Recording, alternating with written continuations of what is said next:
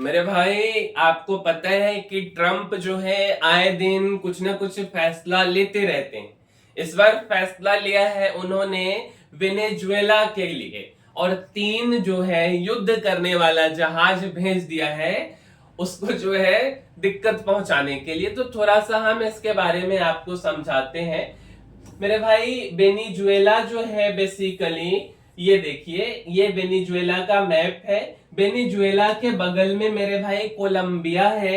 अगर आप इधर जाएंगे तो ब्राजील है, इधर जाएंगे तो गुयाना है। ठीक है, जहां हमारे प्रधानमंत्री मोदी जी अभी हाल ही में यात्रा कर करके आए हैं। यही जहाज बेसिकली भेजा गया है, और ट्रंप का कहना है कि ड्रग्स माफिया से निपटना उनका मकसद है।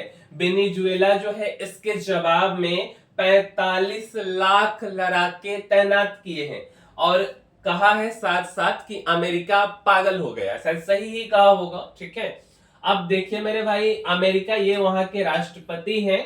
अमेरिका पागल हो गया है, वो हमारे अमन चैन को नुकसान पहुंचाना चाहता है, इसलिए हमें लगातार धमकियां दे रहा है। लेकिन हम अपने हितों की रक्षा हर कीमत पर करेंगे। इनका नाम निकोलस मादुरो है, जो कि राष्ट्रपति है वेनेजुएला के। ठीक है मेरे भाई, अब कौन कौन सा वारशिप अमेरिका भेजा है थोड़ा सा हम आपको बताते हैं। 3 वारशिप भेजा है, जिसमें सबसे पहला वारशिप का नाम है यूएसएस ग्रेवली। क्या नाम है मेरे भाई? USS Gravely. क्या खासियत है इसका?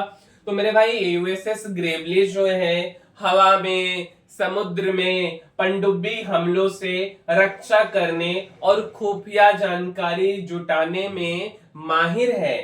टॉम हॉक क्रूज मिसाइल और एंटी सबमरीन मिसाइल लॉन्च होते हैं। बेहतर रडार और फायर कंट्रोल सिस्टम एक साथ कई टारगेट को तबाह कर सकता है, इसकी खासियत है। दूसरा जो इन्होंने भेजा है वो यूएसएस जेसन डनहम। क्या खासियत है? बेहद तेज है, कई मिशन को एक साथ अंजाम देने में माहिर है।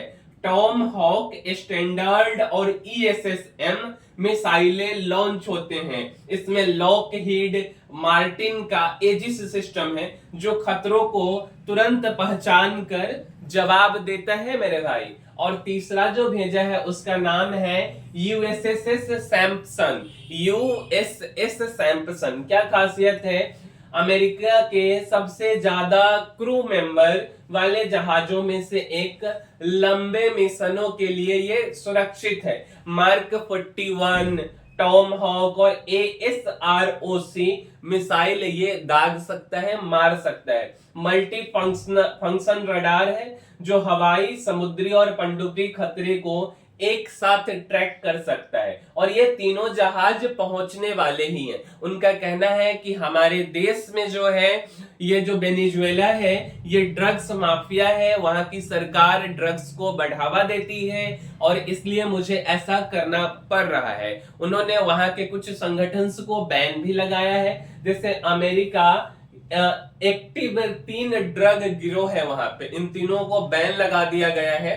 और बैन लगाने को आप ऐसे समझ सकते हैं जैसे पाकिस्तानी आतंकवादी संगठन जैश, अलकायदा को बैन लगाया जाता है, उस तरीके से इसको बैन लगाया गया है। अब देखिए, MS-13 देश एल साल्वाडोर, और इसके मेंबर हैं 50,000 मेरे भाई। इसको बैन लगाया गया है। अमेरिका में एल साल्वाडोर से आए शरणार्थियों ने बनाया। इसके मेंबर पूरे शरीर और चेहरे पर टैटू बनाते हैं। आप देख रहे हैं ना, पूरे शरीर और चेहरे पे टैटू बना हुआ है, और बेहद क्रूर तरीके से हत्या करते हैं। अमेरिका इसे दुनिया का सबसे खतरनाक संगठन मानता है। ट्रंप ने इसे जानवरों का गैंग कहा था। इसके कौन कौन से एक्टिव देश है मेरे भाई? तो एल साल्वाडोर है, अमेरिका है, ग्वाटेमाला है, ब्रह्मोडुरास है, कनाडा है और स्पेन है।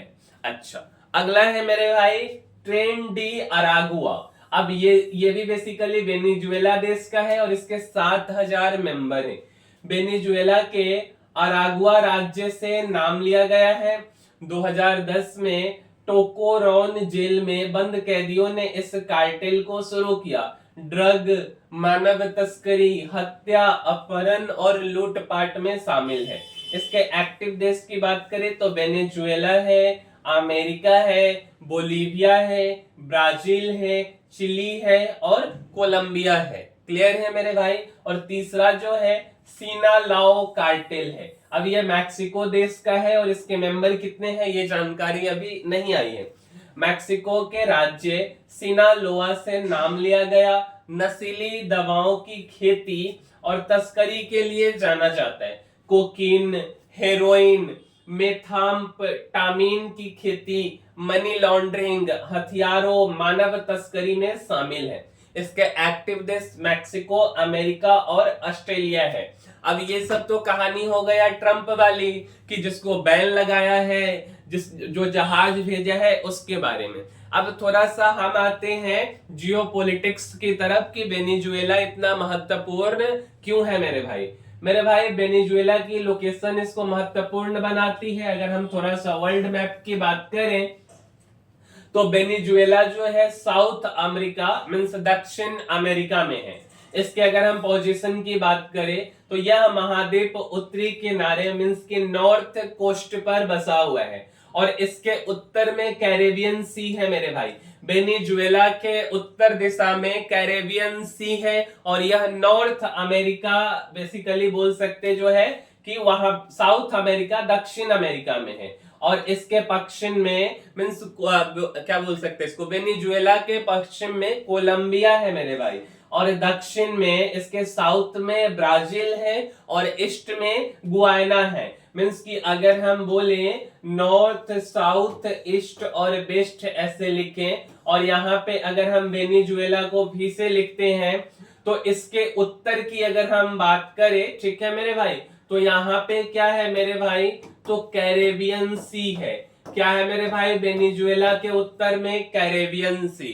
पश्चिम में क्या है मेरे भाई, तो पश्चिम में कोलंबिया है। वेनेजुएला के पश्चिम में क्या है, कोलंबिया है। अच्छा, इसके दक्षिण में क्या है मेरे भाई, तो ब्राजील है।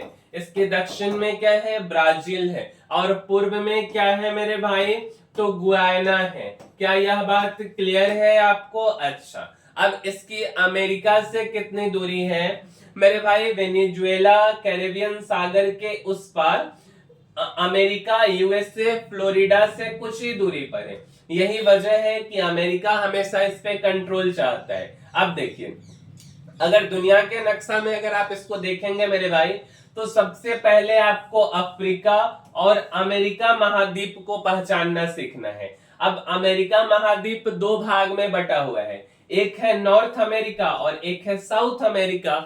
नॉर्थ अमेरिका में आता है यूएसए, कनाडा और मैक्सिको। अब देखो, ध्यान रखने के लिए आपको क्या करना है कि ट्रंप भाई साहब जो हैं वो कनाडा को बोले हैं कि दुनिया का अमेरिका का 50वां की 51वां स्टेट बनाने के फिराक में, कनाडा देश है उसको वो अमेरिका का हिस्सा कभी कभी मानने लगते हैं अपने स्टेटमेंट में। तो नॉर्थ अमेरिका बेसिकली जो है यूएसए, कनाडा और मैक्सिको से मिलके बना है और साउथ अमेरिका जो है ब्राजील और अर्जेंटीना से मिलके बना है और साउथ अमेरिका के उत्तर में ही तो वेनेजुएला है। यही बात तो अभी हमने आपको बताया, यही बात बताया ना मेरे भाई कि साउथ अमेरिका के, ठीक है, उत्तर में क्या है बेसिकली, तो वेनेजुएला है। क्लियर है मेरे भाई, क्लियर है इतना? अच्छा, और ये जगह जो है कैरेबियन समुद्र के बिल्कुल किनारे है, ठीक है। अच्छा, अब इस बात को समझिए कि यहाँ फायदा क्या क्या है। देखो, ये सब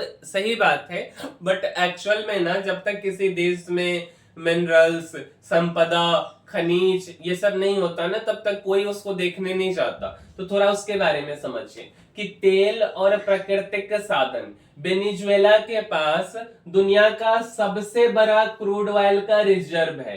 इवन सऊदी अरब का नाम आप तो सब लोग जानते हैं कि सऊदी अरब में तेल नहीं होता है ना, पानी वो दूसरे देश से खरीदता है, साथ में तेल बेचता है। मेरे भाई, सऊदी अरब से ज्यादा तेल वेनेजुएला के पास में। इसके अलावा यहाँ पर गैस भी है, सोना भी है, हीरे भी है, बक्साइट, कोयला और लोहा जैसे संसाधन भी बहुत मात्रा में पाए जाते हैं। और यही कारण है कि वैश्विक राजनीति में वेनेजुएला हमेशा अहम बना रहता है। दूसरा, इसके भौगोलिक स्थिति की बात करें मेरे भाई, तो वेनेजुएला दक्षिण अमेरिका, साउथ अमेरिका के उत्तरी किनारे पर स्थित है। इसके उत्तर में कैरेबियन सागर है और ये क्षेत्र अमेरिका के लिए रणनीतिक रूप से बहुत महत्वपूर्ण है। यहाँ से तेल सप्लाई और समुद्री व्यापार मार्ग को कंट्रोल किया जा सकता है मेरे भाई। राजनीतिक पृष्ठभूमि को समझे तो लंबे समय से यहाँ समाजवादी सरकार रही है। हुइगो सावेज और अब निकोलस मादुरे यहाँ के सरकार हैं। अमेरिका और यूरोपीय देश इसकी नीतियों से खुश नहीं रहते, क्योंकि वेनेजुएला अक्सर अमेरिका विरोधी देश जैसे रसिया, चाइना, ईरान के साथ खड़ा रहता है और इसी के कारण अमेरिका जो है समय समय पर इसके ऊपर सैंक्शन से प्रतिबंध लगाता है। अगर हम आर्थिक संकट की बात करें तो तेल पर पूरी अर्थव्यवस्था निर्भर होने से जब तेल के दाम गिरे तो वेनेजुएला की अर्थव्यवस्था लगभग ध्वस्त हो गई, खत्म हो गई। आज वहां पे हाइपर इन्फ्लेशन, भयंकर महंगाई है। लोग करोड़ों की नोट लेकर ब्रेड खरीदते हैं। ऐसा आपने 9th-10th में सिविक्स के बुक में पढ़ा भी होगा। लाखों लोग देश छोड़कर दूसरे देश जैसे कोलंबिया, अमेरिका में जा चुके हैं वेनेजुएला के, क्योंकि वहां की महंगाई काफी ज्यादा है और जैसे ही तेल का दाम घटता है तो ऐसा समस्या आ जाता है। सैन्य और रणनीतिक महत्व, अमेरिका को डर है कि रूस, चीन और ईरान यहाँ अपनी पकड़ मजबूत न कर ले। इसी वजह से अमेरिका समय समय पर वारशिप या सैन्य दबाव का इस्तेमाल करता है ताकि ये संदेश दे सके कि वह इस क्षेत्र पर नजर रख रहा है, नजर रखे हुआ है। सिंपल भाषा में बोला जाए तो वेनेजुएला दुनिया का तेल भंडार है। इसकी स्थिति कैरेबियन और अमेरिका के पास होने से रणनीतिक है। यहाँ की राजनीति समाजवादी और अक्सर अमेरिका विरोधी है।